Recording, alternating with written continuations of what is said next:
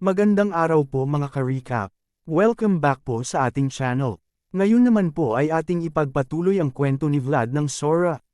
Matapos nga na humingi ng pahintulot si Vlad kay Warden na pumunta sa kulungan kung nasaan nakalagak ang mga natitirang tauhan ni One-Armed Jack, ay hindi nag-aksaya ng panahon si Vlad at agad na itong pinuntahan.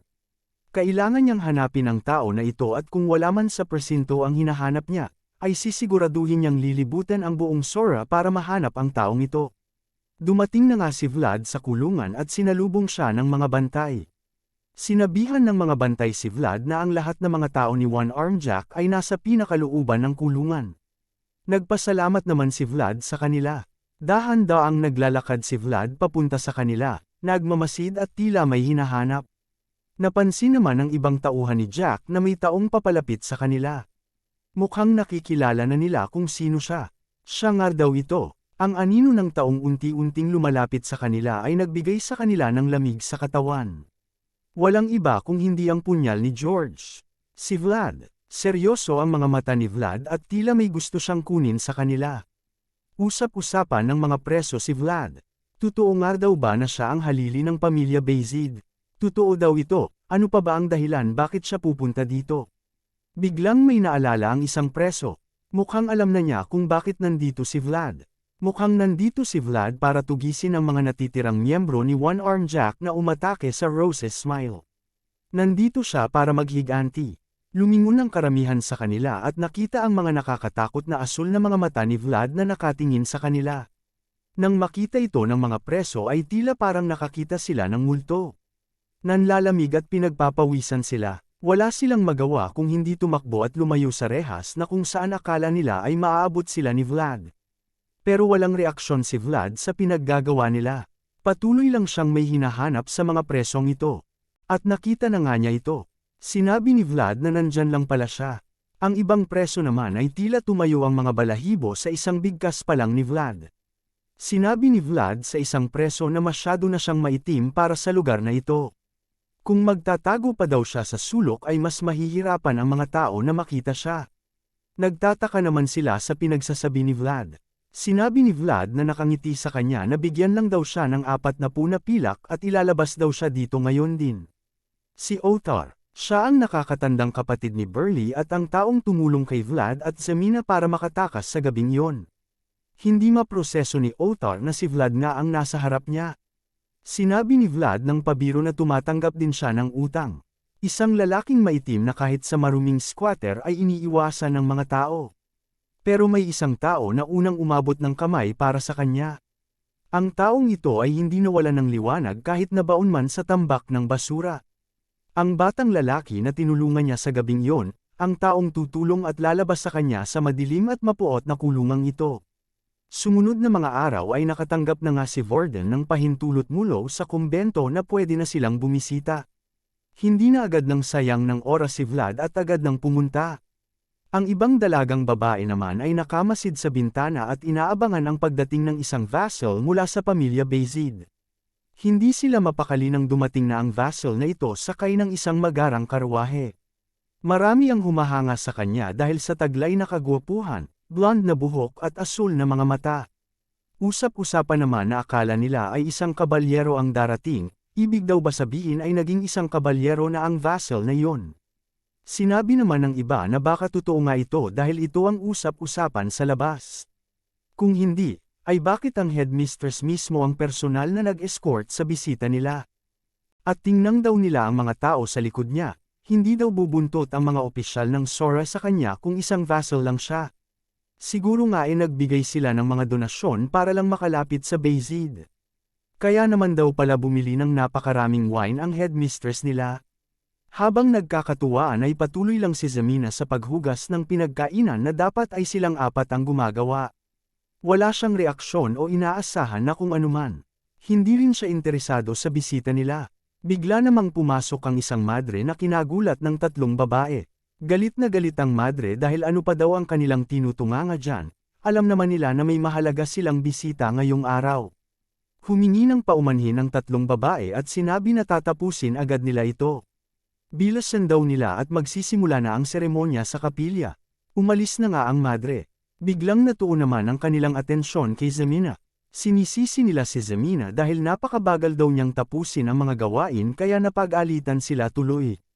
Humingi lang ng paumanhin si Zemina at hindi man lang nagreklamo pa.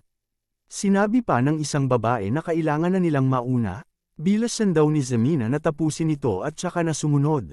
Oo lang parati ang sagot ni Zemina sa kanila. Nagmamadali naman ang tatlo para sa unahan sila makaupo habang si Zemina naman ay tahimik na pinagpatuloy ang kanilang gawain. Doon sa kapilya ay nagtipon-tipon na nga ang lahat.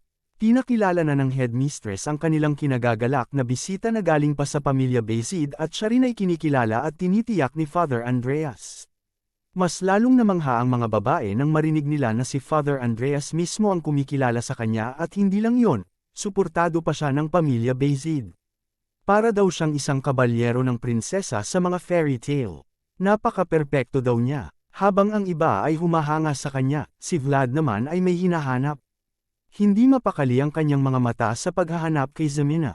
Akala ng mga babae ay sa kanila nakatingin si Vlad. Akala naman ng iba ay nagkasalubong ang kanilang mga tingin at kung ano-ano na ang iniisip nila. Pero isa lang ang sa isip ni Vlad. Hindi niya nakikita si Zemina. Sigurado siyang sinabihan niya ang headmistress na papuntahin ang lahat ng mga madre dito. Nakaramdam ng kaunting inis si Vlad. Sinimulan na ng headmistress ang seremonya at sinimulan ang pagdarasal. Kahit may kaunting inis ay nagpakita parent si Vlad ng kahinahunan. Lumuhad din siya at nagsimulang magdasal sa ilalim ng sinag ng araw. Hindi pa rin mapigilan ng mga babae na mapahanga kay Vlad kahit na ito ay nakaluhod at nagdadasal na. Bigla naman may isang madre na may maduming damit ang mabilis na tumatakbo papunta sa kapilya. Narinig ni Vlad ang mga mabibilis na yapak na ito papunta sa kanilang direksyon. Hindi niya mapigilan na mapangiti dahil mukhang alam na niya kung sino ang madreng huling darating sa seremonya. Dahan-daang binuksan ni Zemina ang pinto ng kapilya at tahimik na pumasok. Sa isip ni Zemina ay nagpapasalamat siya dahil hindi pa tapos ang seremonya at nakaabot siya. Tahimik lang sa likuran si Zemina na sumali sa pagdarasal habang si Vlad ay nasa harap pa rin pero natatakpan ang kanyang mukha ng sinag ng araw. Lumingon si Vlad at doon ay nakita niya ang isang payat na babae na may maruming kasuotan, pero higit sa lahat, ang babaeng ito ay may pulang buhok. Nag-iba ang mga tingin sa mata ni Vlad nang makita niya si Zemina. Hindi na naitago ni Vlad ang kanyang pagkainis at napapilantik na siya at agad na tumalikod sa altar. Tinanong ng headmistress kung may problema daw ba siya. Galit na sinabi ni Vlad na napakapayat na niya. Pinapakain daw ba siya nila ng mabuti? Hindi maintindihan ng mga madre ang sinasabi ni Vlad at nakaramdam din sila ng kaunting pagkabahala. Hindi nila nasagot ang tanong ni Vlad kaya napamura ito at sinabi na hindi na niya magawa ang dapat niyang gustong gawin. Galit na bumaba si Vlad sa altar at unti-unting lumapit kay Zemina, hindi na niya pinapansin ang mga nasa paligid. Kahit ang tatlong babae na umaaway kay Zemina ay tila hindi makapaniwala at tila nalilito sa ginawa ni Vlad. Hindi naman mawala ang mga tingin ni Vlad kay Zemina na puno ng pag-aalala. Habang nakatulala ay ngayon lang napagtanto ni Zemina na mukhang si Vlad nga ang nasa harap niya at unti-unting lumalapit. Pero hindi daw siya siguro ito. Hindi ganito katangkad at katikas si Vlad. Kinukumbinsi niya ang sarili dahil ayaw niyang umasa lang na si Vlad nga ito. Nag-iba ang tingin sa kanyang mga mata nang tinawag siya ni Vlad. Nakatingala si Zemina sa kabalyerong tumawag sa kanya at sinagot kung ano ang maipaglilingkod niya. Si Zemina naman ay nakatingala lang sa matangkad na kabalyero habang si Vlad naman ay hindi mawala ang tingin niya sa napakapayat na si Zemina. Napansin ni Vlad na napakadumi ng damit ni Zemina at basa pa ang mga ito dahil kakahugas niya lang ng pinggan. Napamura ulit si Vlad sa nakita. Tinanong niya si Zemina kung ano ito, isa daw ba siyang tanga? Sabay punas ni Vlad sa basang damit ni Zemina. Gulat na gulat ang mga madre sa ginawa ni Vlad. Magkakilala daw pala sila ng babaeng may pulang buhok. Tinanong ni Vlad si Zemina kung hindi daw ba siya pinapakain dito o nilalabhan man lang ang damit niya.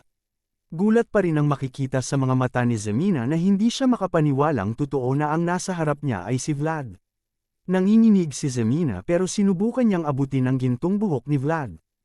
Hinawakan ng magagaspang at puno ng kalyos na mga kamay ni Zemina ang gintong buhok ng kabalyero at doon ay naniwala na siyang si Vlad nga ito.